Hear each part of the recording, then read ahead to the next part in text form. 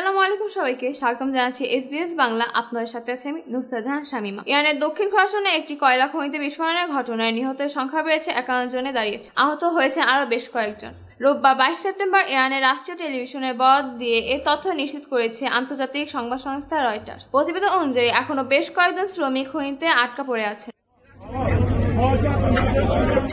প্রতিবেদনে বলা হয়েছে, ইরানের রাজধানী তেহরান থেকে 540 কিলোমিটার দক্ষিণ পূর্বাঞ্চলে অবস্থিত তাবাস এলাকায় মাদানজু নামে একটি কোম্পানির এই কয়লা খনিতে বিস্ফোরণে এই ঘটনা ঘটেছে। মূলত মিথেন গ্যাস লিক হয়ে এই বিস্ফোরণ ঘটেছে বলে জানা গেছে।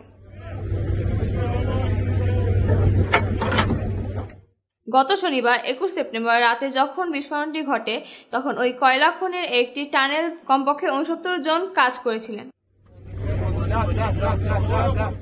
দক্ষিণ খোরাসান প্রদেশের গভর্নর আলী আকবর রহিমি রাষ্ট্রীয় টেলিভিশনকে জানিয়েছেন, কয়লা খনির বি ব্লকে উদ্ধার অভিযান ইতোমধ্যে শেষ হয়েছে। পাশাপাশি ব্লক সিতে উদ্ধার অভিযান শুরু হয়েছে।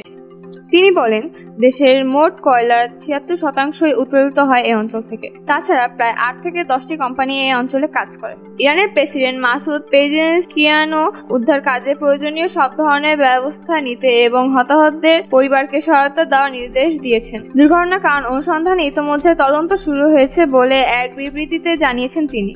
আজ এখানেই শেষ হচ্ছে। সবাই ভালো থাকুন, সুস্থ থাকুন আর দেখতে থাকুন SBS বাংলা।